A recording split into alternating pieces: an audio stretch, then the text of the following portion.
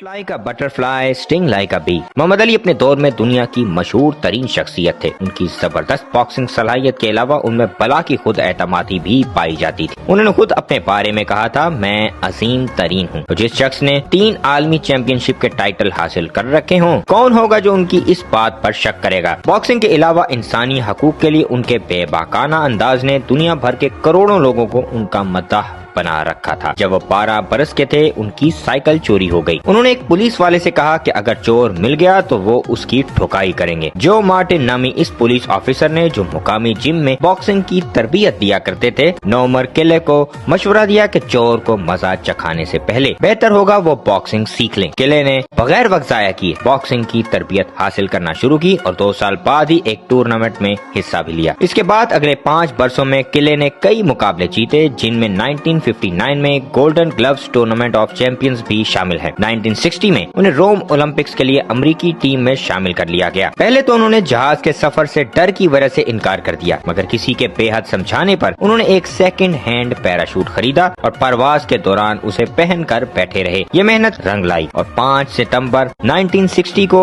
Poland کے boxer کو ہرا کر اولمپک لائٹ ویٹ چیمپئن بن گئے۔ جب وہ وطن لوٹے تو ان کا ہیرو کی طرح استقبال کیا گیا، لیکن جب وہ اپنی ریاست کینٹکی پہنچے اور انہیں ایک ریسٹورنٹ میں کالا رنگ ہونے پر میز پر بیٹھنے سے روک دیا گیا تو انہیں شدت سے احساس ہوا کہ اس زمانے کے امریکہ میں نسل پرستانہ رویے جاری و ساری ہیں۔ تب انہوں نے اپنا طلائی تمغہ اٹھا کر دریا میں پھینک دیا۔ اسی سال انہوں نے اپنا پروفیشنل باکسنگ کیریئر شروع کیا، جس کی ابتدا انہوں نے ٹینی ہینسکیئر کو 6 راؤنڈ میں مات دے کر کیا۔ اس کے بعد وہ ایک کے بعد ایک مقابلہ جیتتے چلے گئے۔ اگلے برس قلعے نے زبردست عالمی چیمپئن سونی لسٹن کو چیلنج کر دیا۔ جب 6 راؤنڈ بعد قلعے کو فاتحہ قرار دیا گیا تو انہوں نے چیختے ہوئے میں نے دنیا کو ہلا کر رکھ دیا ہے کہا۔ باکسنگ رنگ سے باہر قلعے نسل پرستی کے سخت خلاف تھے، جو 1960 کی دہائی میں امریکہ کے بڑے حصوں میں عام تھی۔ وہ اسی زمانے میں نیشن آف اسلام نامی تنظیم سے وابستہ ہو گئے، جس کا مطالبہ تھا سیاہ فاموں کے خلاف نسل پرستی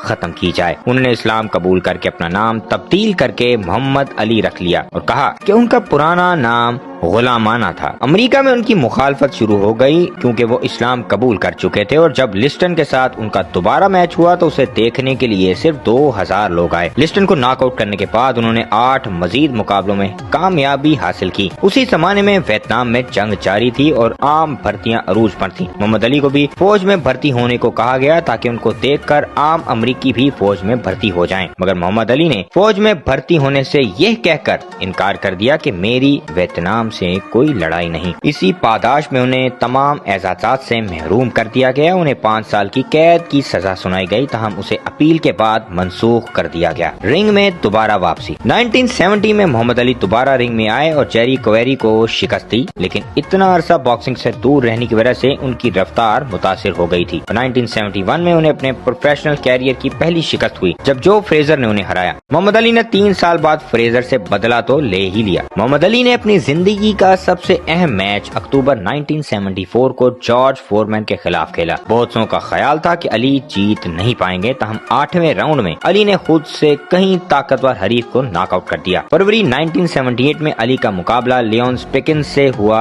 جو ان سے 12 برس چھوٹے تھے۔ لاس ویگس میں ہونے والے اس مقابلے میں علی کو شکست ہو گئی، تاہم جوابی مقابلے میں علی نے پوائنٹس پر فتح حاصل کی۔ جب ان کا مقابلہ لیری ہومز کے ساتھ 1980 میں ہوا تو اس وقت وہ زوال پذیر ہو چکے تھے۔ آخرکار ٹریورک بربک کے خلاف 1981 میں میچ کے بعد انہوں نے 40 برس کی عمر میں باکسنگ رنگ سے ریٹائرمنٹ کا اعلان کر دیا۔ ڈلتی عمر کے ساتھ ان کی زبان میں لکنت آ گئی، چلنے پھرنے میں دشواری ہونے لگی اور وہ اکثر غنودگی کی حالت میں رہنے لگے۔ انہیں راشا کا مرض لاحق ہو گیا تھا، تاہم وہ سفر کرتے رہے اور جہاں بھی جاتے ان کا والہانہ استقبال کیا جاتا، خاص طور پر ترقی پذیر دنیا میں جہاں ان کی بڑی تکریم کی جاتی تھی۔ محمد علی نے اپنے 21 برسوں پر محیط باکسنگ کیریئر میں 56 مقابلے جیتے، جبکہ 5 میں انہیں شکست ہوئی۔ ان کے تند و تیز جملوں اور شاعری نے دنیا بھر میں کروڑوں لوگوں کو ان کا مداح بنا رکھا تھا۔ انہیں سیاہ فاموں کے حقوق کے لیے جدوجہد کرنے کی وجہ سے خاص عزت و اکرام ملا اور کئی اعزازات سے بھی نوازا گیا۔ علی کو 2 جون 2016 کو اسکاٹس ڈیل ایریزونا میں سانس کی بیماری کے باعث ہسپتال میں داخل کرایا گیا۔ اگرچہ ابتدائی طور پر ان کی حالت ٹھیک بتائی گئی، لیکن یہ مزید بگڑ گئی اور اگلے دن سیپٹک شاک سے 74 سال کی عمر میں ان کا انتقال ہو گیا اور دنیا ایک عظیم باکسر اور بہترین انسان سے محروم ہو گئی. انہیں ہمیشہ یاد رکھا جائے گا.